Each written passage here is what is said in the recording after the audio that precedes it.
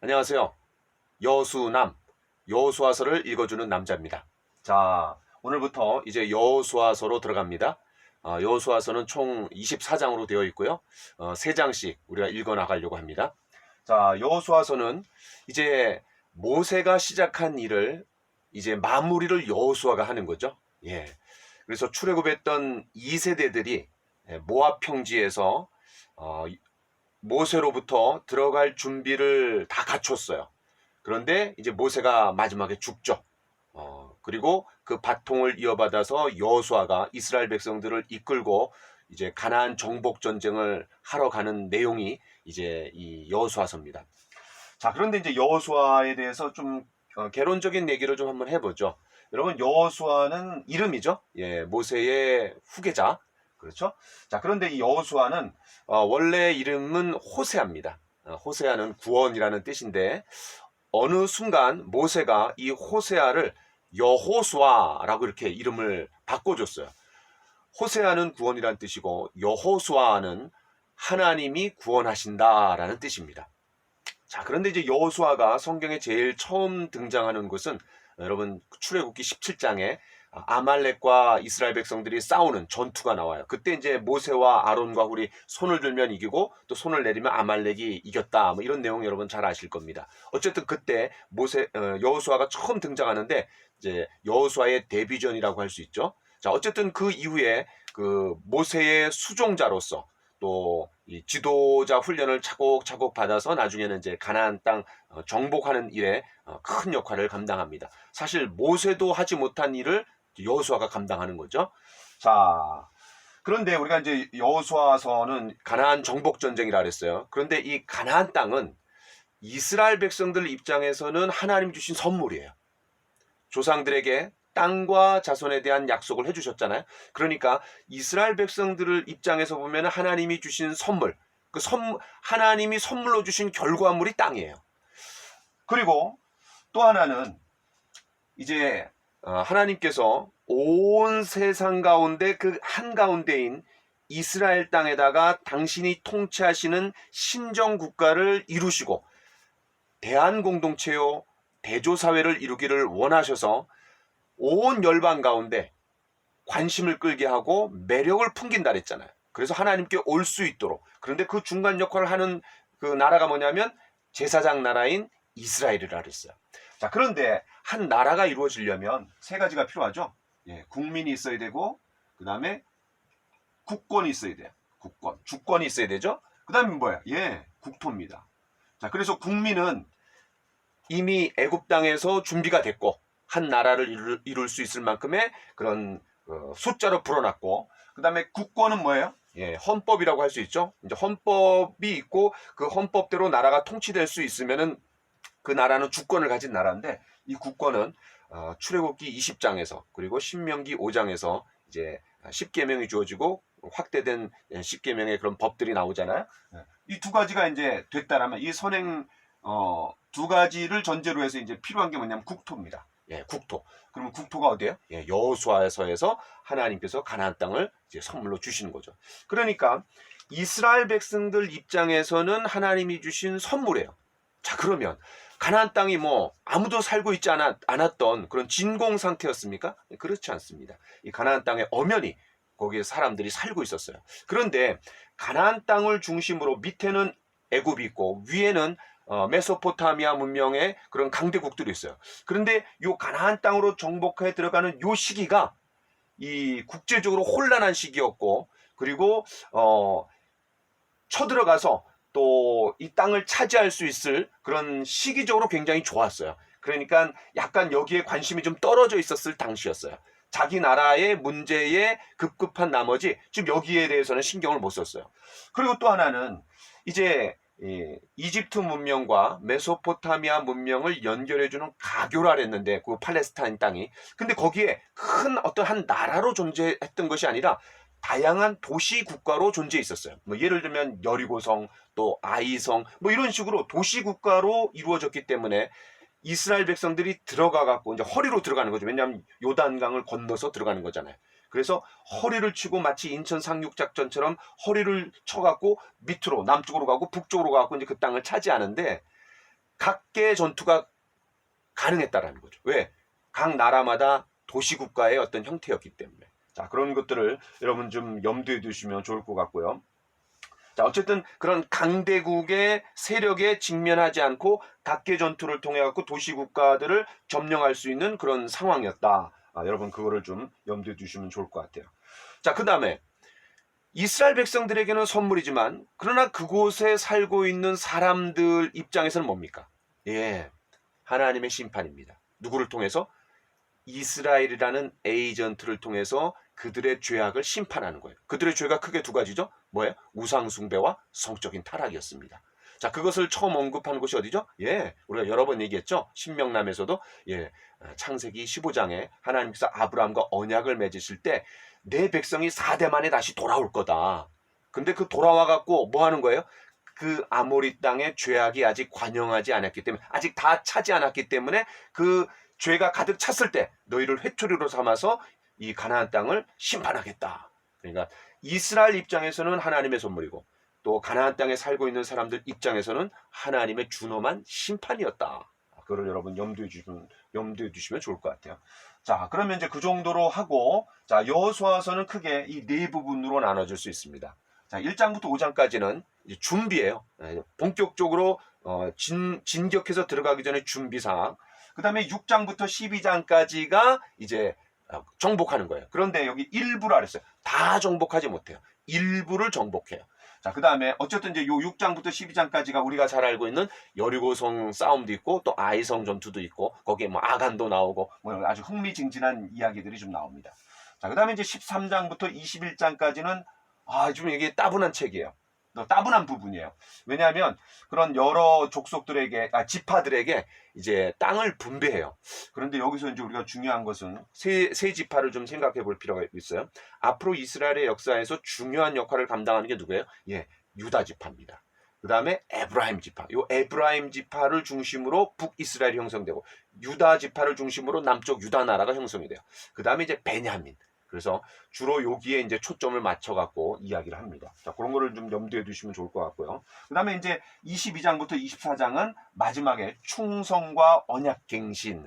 여러분, 여호수아 하면은 이 여호수아 24장에 보면 너희는 누구를 섬길 것이냐? 너희는 누구를 섬길 것이냐? 나와 우리 가족은 여호와만을 섬길 것이다. 선택해라. 뭐 이런 말 되게 유명하죠. 예, 설교도 많이 들어보셨을 텐데. 자, 그런 내용들이 나오고. 근데 사실 여기서 나오는 이 마지막 세겜 땅에서 언약을 갱신하는 거는 그게 어디에서 나왔냐면 신명기 27장에서 그 세겜성이 골짜기 밑에 있으면 북쪽으로는 에발산이 있고 그다음 남쪽으로는 그리심산이 있어갖고 여섯 지파씩 이제 거기에 위치해서 그렇죠.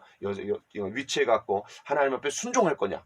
또 어떻게 할 거냐? 또 저주를 받을 거냐? 순종해서 복을 받을 거냐? 이런 이제 언약 갱신을 하라는 내용이 이미 예고된 게 신명기 27장이죠. 그래서 여러분 그걸 염두에 두면 되고 또 8장에서도 그게 조금 나와요. 8장. 그래서 8장과 24장에 그런 언약 갱신의 내용이 나온다. 다시 말해서 신명기 27장에서 말했던 모세의 말대로 그것을 가나안 땅에 들어가 갖고 이제 언약을 갱신하면서 우리가 이 땅을 차지했기 때문에 이 땅에서 하나님의 말씀대로 순종해서 복을 누리며 살겠다라고 그것을 다짐하는 그런 시간들이 있다는 걸 염두에 두시고 전체적인 흐름을 좀 보시면 좋을 것 같습니다. 자, 1장으로 가보겠습니다. 자, 1장에 보면은 이제 그 하나님께서 여호수아에게 땅으로 들어가라 이제 이렇게 얘기해요. 그런데 여러분 여호수아서가 뭐예요? 정복전쟁 이야기죠. 그런데 이 정복전쟁을 효과적으로 하기 위한 군사적인 전략이나 어떤 전술이나 뭐 이런 내용에 대한 언급은 별로 없어요.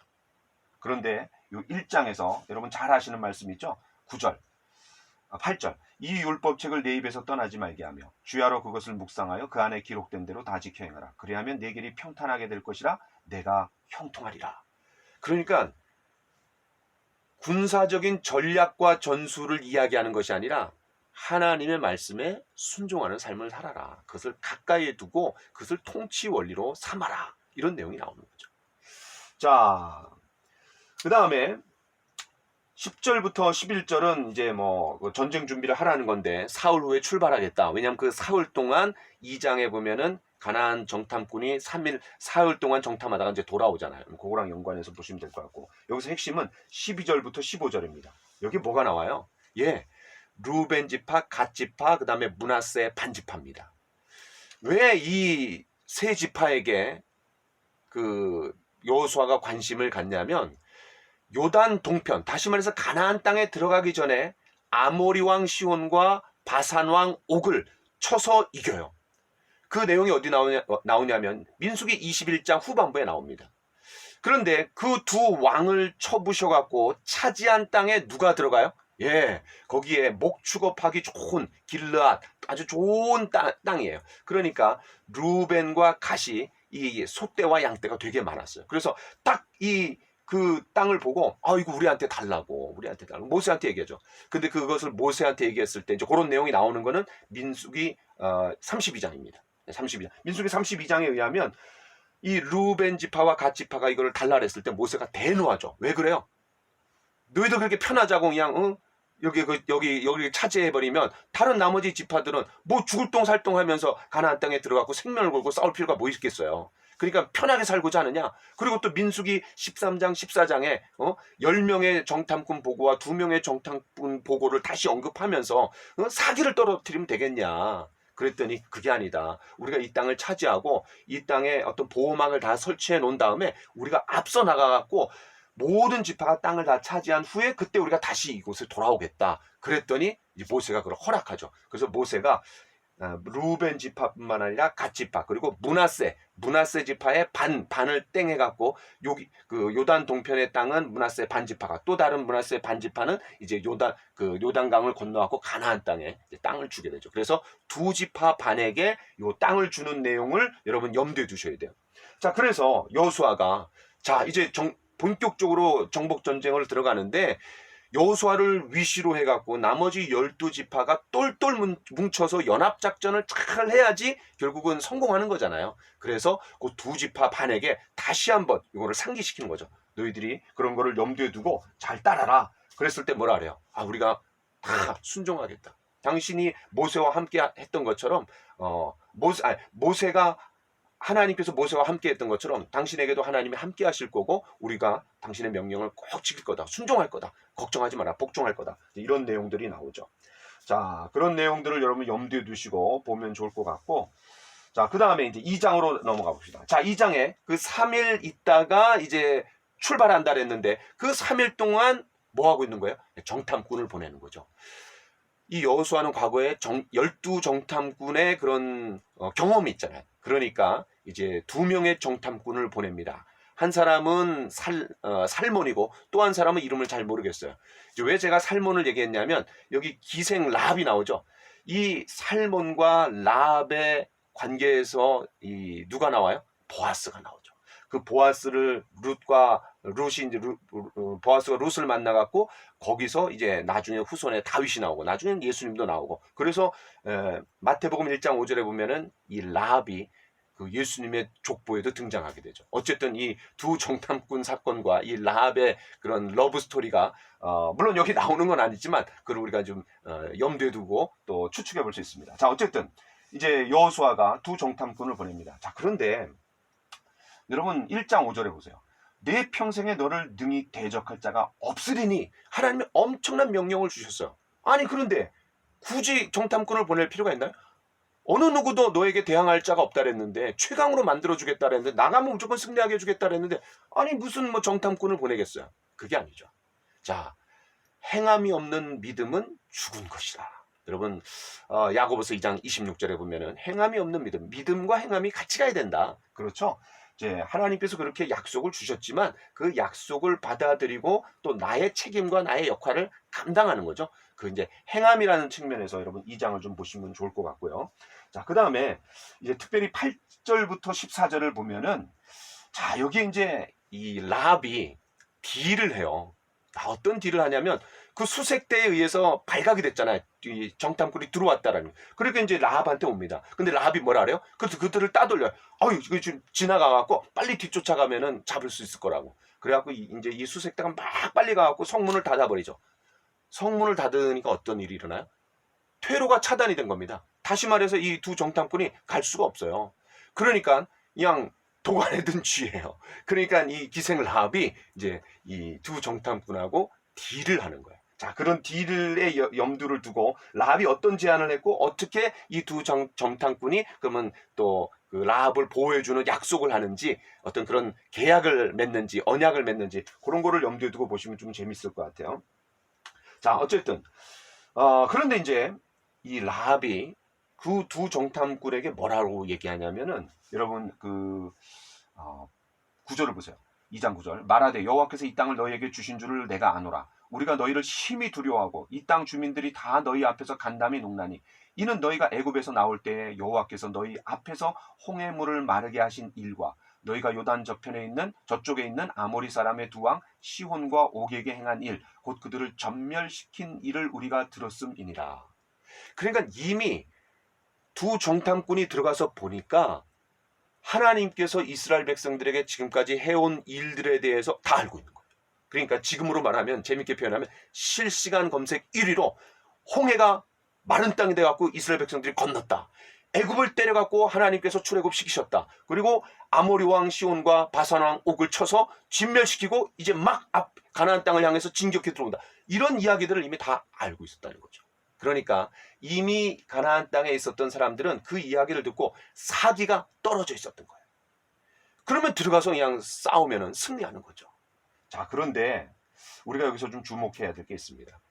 지금 그 가나안 땅에 있는 사람들이 간담이 녹아갖고 정신을 잃었고 사기가 완전히 떨어졌다라고 얘기할 때 두 가지 근거를 대요. 첫 번째 뭐냐면 홍해 물을 마르게 하신 일. 그러니까 홍해가 갈라져갖고 이스라엘 백성들이 육지처럼 건넜다. 여러분 구약 성경에서 가장 큰 위대한 기적이 뭐냐면 홍해를 가르신 사건이에요. 이게 이제 신약적으로 얘기하면 부활을 말해요. 왜냐하면 이스라엘 백성들이 물 안으로 들어갔다가 물 바깥으로 나오는 거죠. 물 안으로 들어가는 거는 죽음이고 물 바깥으로 나오는 거는 이제 부활이죠. 그러니까 이 세례와 연관해서 고린도전서 10장에 얘기하는데 어쨌든 구약의 가장 큰 기적은 홍해를 육지처럼 건너게 하신 거고 그 다음에 신약 성경의 가장 큰 기적은 부활이에요. 그러니까 같이 가는 거예요. 그런데 두 번째로 간담이 서늘하게 했다라는 간담이 녹았고 정신을 잃었다라는 두 번째 근거로 얘기하는 게 뭐냐면 아모리 왕 사람의 두 왕 시혼과 옥에게 행한 일. 야, 그러니까 여러분 이거 놓치면 안 됩니다. 왜냐하면 민수기 21장 후반부에 이 두 왕을 이긴 이야기가 나와요. 그리고 아까 제가 언급했던 것처럼 민수기 32장에 두 지파와 반 지파에게 땅을 나눠줬다 그랬어요. 그런데 그 땅이 어떤 땅이에요? 이 두 왕을 때려 부시고 차지한 땅에 이 두 지파 반이 들어갔어요. 그리고 또 신명기 3장에서도 과거의 기억을 이야기할 때 중요한 이야기들을 할 게 얼마나 많아요. 그런데 이 이야기를 해요. 이 이야기. 그리고 나중에 신명기 후반부에 가서도 또 모세가 이 이야기를 해요. 그러니까 계속해서 이 두 왕을 이긴 사건이 큰 사건이었다는 거죠. 아주 기억에 남을 만한 그리고 다른 외부에 있는 사람들도 충격을 받을 만한 그런 굉장히 중요한 사건이었다는 거죠. 자, 그래서 이 아모리 왕 시온과 바산 왕 옥을 이긴 사건 그것이 계속해서 성경에서 언급되고 있다. 이거를 여러분 좀 염두에 두시면 좋을 것 같습니다.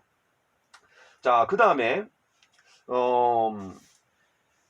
15절부터 21절까지는 이제 두 정탐꾼이 도주하죠. 근데 그 도주할 때 어떻게 해요? 성문이 닫혔으니까 그 기생 라합의 집이 이제 이 성벽하고 가까이 있었나 봐요. 그래서 줄을 달아갖고 밑으로 내려가서 도망가게 해요. 자, 근데 그 줄이 뭐예요? 예, 붉은 줄이에요. 그래서 나중에 우리가 여기를 그 정복하러 올 때 요 빨간 이 줄을 너희 집에다가 이렇게 해놔라. 그럼 우리가 그 표시를 보고 너희 집은 보호해주겠다, 살려주겠다, 가족을 다 살려주겠다 이런 약속을 하죠. 자, 그런데 이 붉은 줄이 나중에는 어떤 줄이 되는 거예요? 구원의 줄이 되는 거죠. 구원의 줄. 자, 그걸 여러분 염두에 두시면 되고 그 다음에 22절로 24절까지는 이제 귀환해갖고 보고하는 거죠. 어떻게 보고해요? 이 두 사람이. 진실로 여호와께서 그 온 땅을 우리에게 주셨다. 그 땅 모든 주민이 우리 앞에서 이미 간담이 녹았다. 이런 놀라운 믿음의 보고를 하는 거죠. 마치 여호수아와 갈렙이 10명과는 다르게 믿음의 보고를 했던 것처럼 그런 믿음의 보고가 과거의 믿음의 보고가 다시 메아리 쳐오르는 것 같아요. 자, 그 다음에 이제 3장으로 넘어가 보겠습니다. 3장. 여러분 3장에 보시면은 이제 본격적으로 준비가 돼서 이제 진격해 들어가요. 자, 그런데 어떤 명령을 내리냐면 여호수아가 제사장들이 언약궤를 메고 먼저 출발해라. 그리고 그 뒤를 따라가라. 이게 이제 하나의 이스라엘 백성들이 움직이는 신호예요, 신호.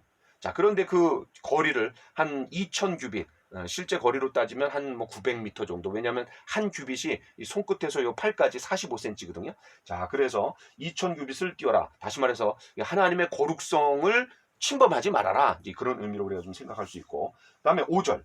자, 이제 여호수아가 백성에게 말하는데 뭘 말해요? 성결하라. 성결하라. 하나님이 기이한 일을 너희들에게 행하실 텐데 성결하라. 자, 여러분, 시내산에서 하나님께서 민족적으로 이스라엘 백성들에게 임재하실 때도 뭐를 얘기해요? 성결을 강조하죠. 옷을 빨고 또 여인하고 자지 말고 그 다음에 또 3일 동안 준비해라. 그죠? 성결해라. 그러니까 하나님께서 일하실 때 그 일하시기 전에 깨끗해야 되는 거예요. 성결이 구별된 상태로 있을 때 하나님이 역사하시고 일하실 수 있다는 것을 우리가 이제 좀 볼 수 있죠. 나중에 이제 이게 뭐에 문제가 되냐면 아이성을 칠 때 성결하지 못했어요. 왜? 여리고성 전투에서 전리품을 이 아간이 취하죠. 좋은 것들을. 그러니까 성결하지 못했기 때문에 아이성에서는 나중에 패배해요. 자, 이런 거랑 연관해서 또 보시면 좋을 것 같고요. 자, 그 다음에 7절 8절에 보면 하나님께서 여호수아에게 뭐라 하냐면 내가 너를 이 오늘의 사건을 통해 갖고 너를 크게 만들어 주겠다. 백성들로부터 크게 만들어 주겠다. 마치 하나님께서 모세를 바로에게 신처럼 보여주게, 신처럼 느껴지게 해주겠다. 그러니까 이 모세의 영적인 권위를 높여주셨던 것처럼 오늘 이 사건을 통해 갖고 여호수아의 권위를 하나님이 함께 하시는 사람이다.